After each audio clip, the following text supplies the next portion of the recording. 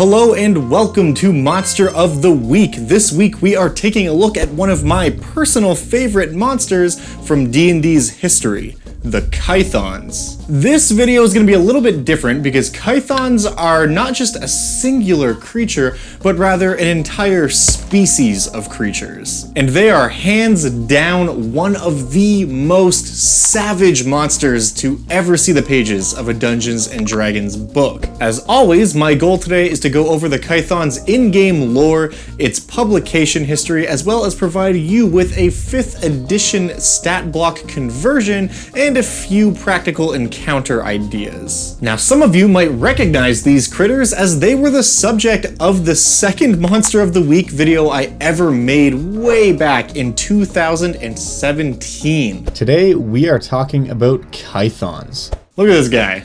The mustache, not working, but don't worry, you get way more handsome in the next few years. Anyways, I did not know shit about video editing back then, and I was still very much a fledgling game designer. So I wanted to revisit these incredible monsters and give them another shot in the spotlight, because they are really cool and have a super fascinating history, both from an in-game perspective, but also from an out-of-game perspective when we look at their actual publication history. The Kythons made their first and only appearance in Dungeons & Dragons 3rd edition, as part of the infamous Book of Vile Darkness. This book was entirely centered around the most disgusting and depraved kinds of evil that one might encounter in D&D. And it's still considered to be a pretty controversial book even to this day. The current listing for the PDF of this book on the DM's Guild is still considered adult content. And honestly, for good reason. Obviously, I can't show some of the more controversial stuff here on YouTube.com, but let's just say that there are a few illustrations that might make some of us uncomfortable. And it wasn't just consumers who found the profoundly edgy Book of Vile Darkness to be a bit much. Tracy Hickman, known primarily for co-authoring the Dragonlance novels, wrote an open letter prior to the book's release where he referred to it as cheap, trashy, and demeaning, going as far as to equate the book with a terrorist attack, and that was in 2002, so... Now, personally, I don't know if I would go that far, but there's definitely some questionable stuff in the book. Like, do we really need rules for the nipple clamp of exquisite pain? Anyways, for all the edgy weirdness, there is also a lot of pretty neat stuff in the book, including the Kythons, which are printed on page 178. These monsters are 1 part aliens from Alien, 1 part Tyranids from Warhammer 40k, and entirely bastards. Kythons are fiends, but they're a unique fiendish race in that rather than being native to the Abyss or the 9 Hells, they are actually native residents of the material plane. How is this even possible? Well, once upon a time, a group of fiends who are not specified to be either demons nor devils or something else became trapped on the material plane somehow. Being trapped away from home, these powerful fiends decided the best course of action was to try and create more of their own kind using magic, likely with the hope being they could create some minions that would help them escape and get back to wherever they came from. And this half-baked attempt at creating new fiendish life sort of worked. The result, of course, was a race of little eyeless reptilian creatures who had exoskeletons and some other insectoid features, which they named Kythons. Now, unfortunately for their creators, the Kythons were in no way loyal to them. And once they grew big and strong, they basically said, fuck these clowns, let's kill them and do our own thing. Which they did, and wouldn't you know it, the Kythons began to thrive. See, the thing about Kythons that makes them so unique is that they are dangerously capable of adapting and evolving to suit whatever their needs happen to be. To just lay it all out and explain exactly what I mean by that, let's take a seat, settle in, and get ready for a little biology lesson. Kythons organize themselves in large broods, which primarily take up residence in a suitable location such as an underground cave system or an abandoned group of structures. They are intelligent, and intelligent enough to speak, but their language is a bizarre combination of both abyssal and infernal. They also literally only speak to one another, and even if they spoke to someone else, you'd have a really hard time understanding them without studying this particular dialect for a while. But of course, before they can actually speak, every Kython within the brood gets its start as an egg. A small mucus-covered pod which can easily be mistaken for an exceptionally smooth stone. Once the creature has developed beyond its initial stages, the egg hatches and a broodling is born. The broodling is a small-sized creature, about the size of a golden retriever. While not extraordinarily capable on their own, it does have a bite and a stinging tail to defend itself. While it may start out fairly small, the creature does grow rapidly until it reaches the juvenile stage. At this point, the Kython grows a pair of front-facing claws to rip and tear any creatures foolish enough to get in its way. It also gets significantly larger at this stage, becoming a medium-sized creature. But yet again, it won't be long before the juvenile Kython fully matures into its next stage and becomes an adult. By this point, its appearance changes drastically. It stands upright and becomes much more humanoid in the way that it carries itself. Its intelligence also rises to a 10, which puts it on par with your average person. It also loses the tail and grows a secondary pair of powerful arms and claws. The adult Kython is what makes up the vast majority of the brood, and as the brood grows, it is the adults who are tasked with protecting the nest and expanding its tunnels to accommodate more territory as the need arises. And while this is the final stage of growth for most Kythons, some adults will continue to grow and morph into more specialized forms to fit the brood's needs. The most common evolution that an adult Kython will undergo is the path to becoming an impaler. Impalers are the assassins of the Kython brood, and they look very similar to the adults, except they're a bit taller, they stand more upright, and they have a much more slender form. Oh, and they also have a massive pair of giant fuck-off spikes that protrude from their uppermost claws. Impalers aren't just more powerful versions of the adult Kython, though.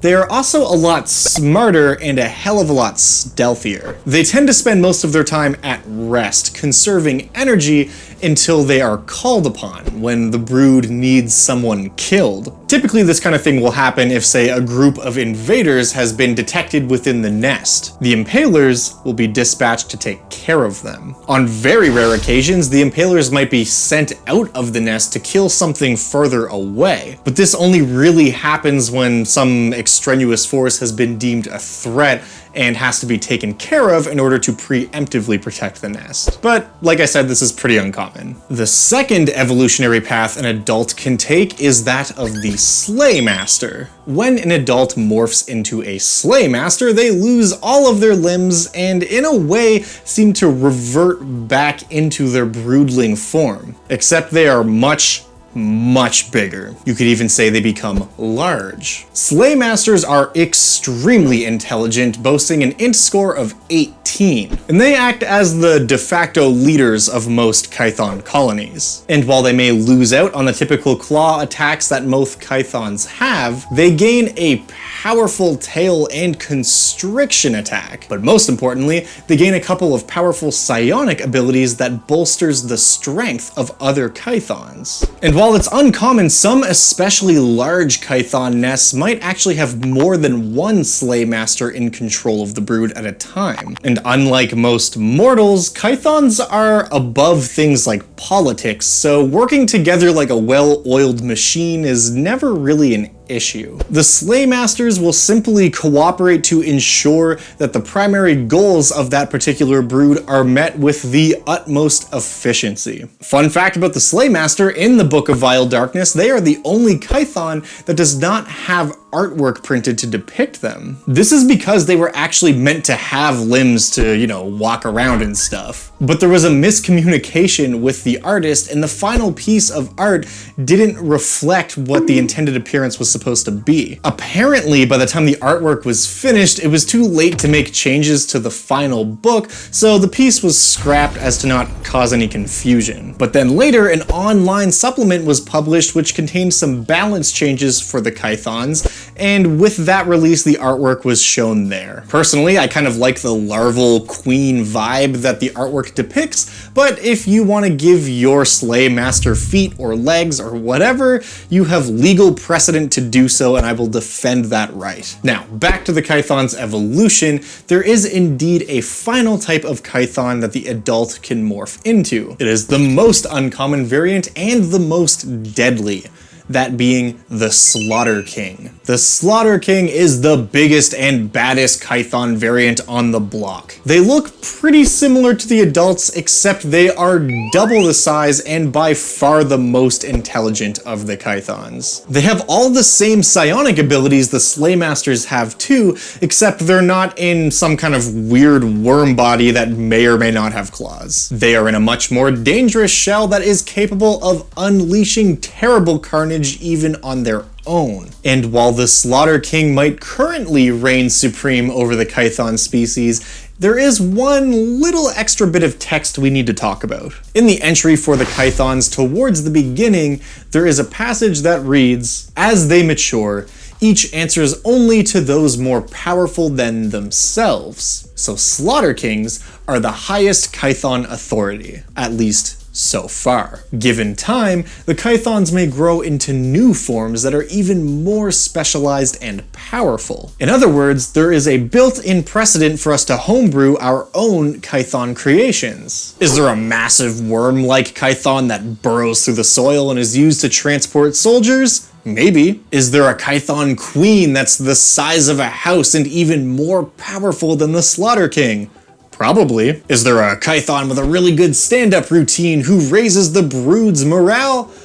Unlikely, but sure. The point is, if you can think of a really cool Kython variation, you can totally go for it. I find this so creatively liberating because there are very few monsters printed in D&D where the actual monster entry just says, yeah, I don't know, make up a cool version of them if you want to. Not that we need text to tell us that we can modify monsters, but I think it's cool. Anyways, this order of growth is what defines the Kython as a species. And they're so dangerous because they do possess intelligence, but they're also somewhat feral, and their origin is literally that of demons and devils. And like many feral creatures, their primary drive is to feed themselves, ensure their own survival, and multiply. And this truly becomes a terrifying prospect when you take some time to think about what Kythons actually are. They are an invasive species on the prime material.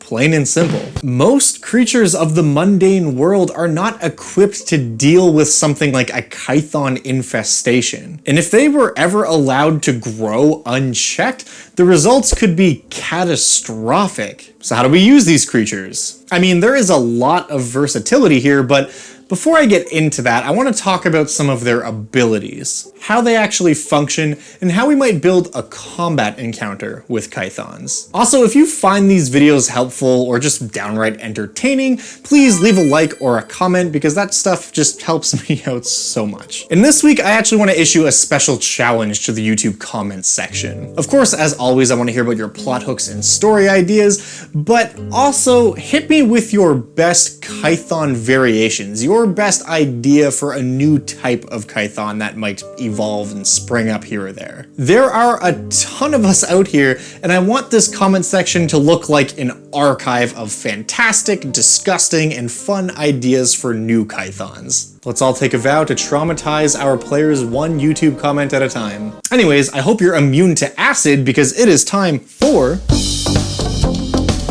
In my oldest videos from the before times, I didn't actually convert the monsters I would present into 5th edition. Yeah, I know, it's like my whole thing now, but back then I was very stupid. Not like now.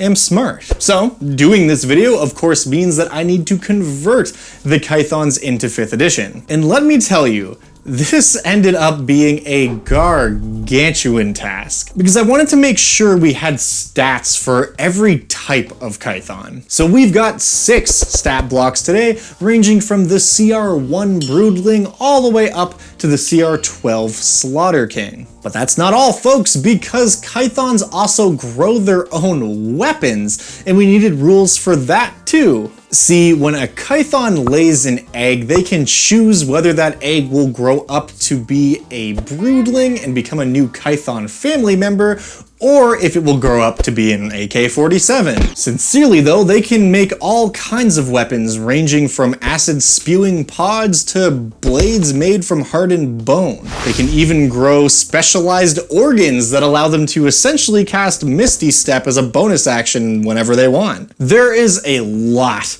going on with this monster today, and it's all detailed in the 5th edition conversion document, which is linked in the description below. So for the sake of time, I'm just gonna condense some of that stuff because, like I said, it's a lot. First and foremost though, all Kythons have a bite and claw attack, with the only exceptions being broodlings because they don't have their arms yet, and slaymasters who just don't have claws. When any type of Kython bites you, however, it does carry with it an awful poison that reduces your hit point maximum by the amount of poison damage you take. So that sucks. And the vast majority of your average Kythons are going to fall into the category of simply biting and clawing every enemy they encounter. They are very much swarming monsters, and swarm they shall do. However, when you start to give them some special Kython-grown weapons, that's when you're gonna see the variety most players crave. But speaking generally about Kython traits, something else they all have in common is that they are entirely blind. They all have blind sight, of course, but there are no eyeballs on the Kython's face, so to speak. This is both a blessing and a curse, because it means if you are outside of the Kython's blind sight, you're effectively invisible to it. But if one of them gets within 60 feet of you, which is the most common blind sight radius for our Kythons, they're going to be able to see you, and there's literally nothing you can do about it,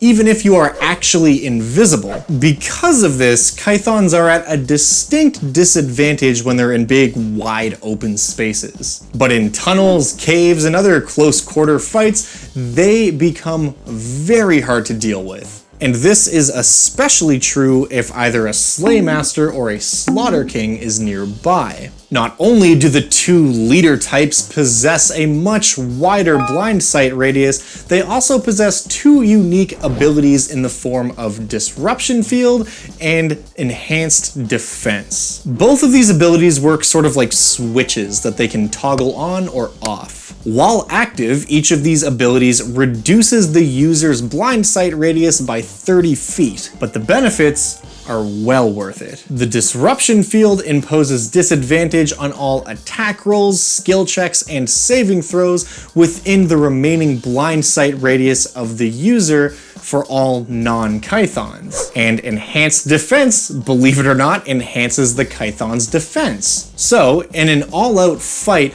this means the most dangerous enemy on the battlefield is also the one making all the lesser Kythons more deadly. Does the party want to take out the big boy first while all the smaller Kythons pick away at them? Or do they fight off the smaller enemies while in their disrupted state and then try to take out the big threat? Either way, it's not going to be easy, and if they start to waver between these 2 strategies, things are going to go bad really quickly. Now, I physically need to talk about plot hooks and story ideas with these monsters because I just love them. So I would not touch that mysterious slimy stone because it is time for...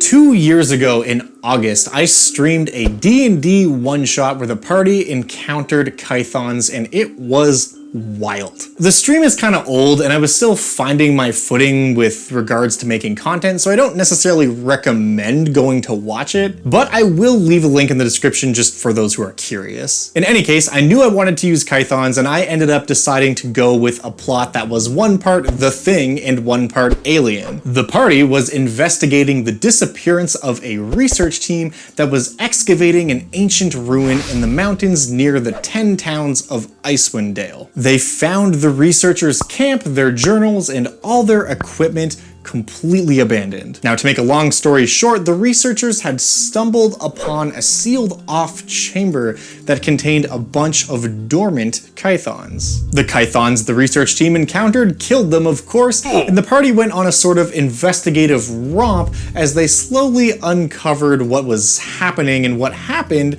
to the missing research team. Eventually, they ended up in the middle of an underground ruin, and they discovered that they were at the heart of a Kython nest, and the Kythons were beginning to stir. That doesn't look so bad. That looks kind of cute, all zoomed in. Little guy. Just a little boy. Little guy, it's fine. A few moments later. You're kidding no! me. How many are there? No. All of these mysterious slimy stones in the room they were in began to burst open as the party was swarmed by Kython broodlings. I then described how they could hear all kinds of skittering and guttural sounds echoing through the ruins, slowly getting louder, and how some of these sounds were a little bigger than what they had just seen. So the party had to make a choice. It was either a run for survival or they could stand and fight. They were not confident in their abilities to get out fast enough, so they decided to barricade the room they were in and make a stand. And that choice ultimately led to a near TPK. The only survivors were the dwarf cleric and the ranger's animal companion. But despite the fact that 3 of the 4 characters died, this session is one we all look back on really fondly, and it was a ton of fun. And that dwarf is an NPC I still use anytime I run a game in Icewind Dale, the forlorn dwarven adventurer who sits alone with his mysterious wolf companion, ushering words of warning to anyone who would dare venture off into the mountains. Am I saying kill 75% of your adventuring party with Kythons?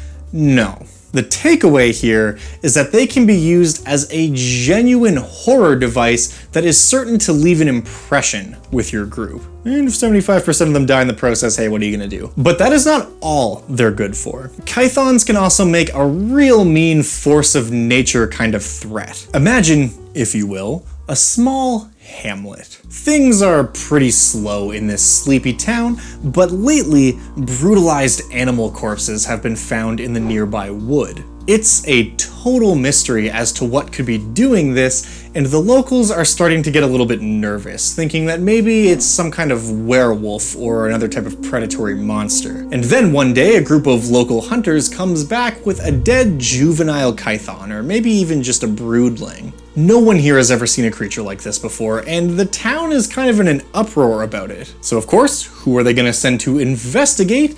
Probably a group of adventurers. This could be a great opportunity for the party to go out and track a hunting group of Kythons that are traveling back to their nest. Then we've got a little dungeon crawl on our hands. If you don't want it to be just a standard cave dungeon, maybe the Kythons have taken up residence in some old ruin.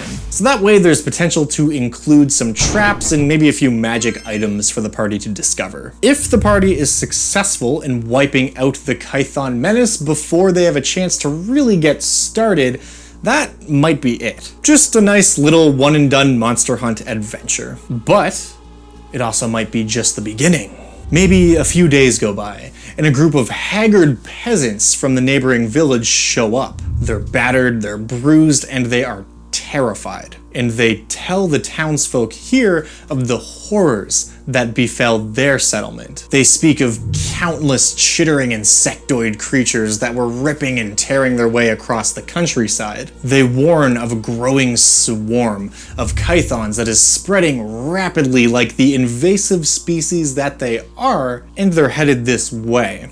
In this situation, give the players a timeline. Let them send out scouts who report back. They'll say the Kythons are 3 weeks away, we have 3 weeks to prepare, and then 2 weeks, and then a few days. All the while, the players have to prepare in town for the coming storm and see if they can survive the onslaught of hungry predators that don't even know the meaning of fear. Or maybe they decide to evacuate to the nearby Lord's Castle Keep. That will buy them a lot of extra time, they'll be in a much safer place, and they might have some extra manpower. But it also means the Kythons are just out there tearing the country apart. It also means they're growing in numbers and evolving to become more efficient killing machines. However you choose to use the Kython, something really great about them is that they span a very wide array of threat. I mean, you could use them for a full campaign starting at level 1 going to level 15 up to a point, because as the party grows in level and experience, the number of more powerful Kythons coming after them is also likely to grow as well. And if you want to throw some new evolutions at them to spice things up or make things a bit more dangerous, you can. In fact, even if there's another monster out there that is completely unrelated to Kythons that you want to use just because you like their abilities, simply tweak the stat block and make them a Kython. It won't take much of an adjustment to the actual stat blocks to make them seem believable as a Kython, and the rest of it is all just in how you describe the monster's appearance. In a case like that, the sky truly is the limit. In any case, if you do want to use the Kython in your D&D game, the stats are all in the description below. They're down there in the form of a Google document which combines everything you will need to successfully run this creature at your table. And if you are one of my lovely patrons, you will of course find all 4 pages of the Monster Manual style stat block with the artwork and the fancy schmancy layout over on the Patreon page. If you're not already a patron, please consider checking it out. It directly supports me and the channel, and you get some extra nifty stuff. Speaking of patrons, y'all know it's time for Patron of the Week. This week's randomly selected patron is Oliver Katz. Thank you so much for your support, Oliver. You are the cat's pajamas. And don't forget, if you have a monster suggestion for a creature you would like to see show up on Monster of the Week, please leave a comment, tweet at me on Twitter, or disc at me on Discord in the Dungeon Dad Discord with your favorite monster, and who knows, you might just see it show up on the channel someday. Thank you for watching, and I will see you in the next one.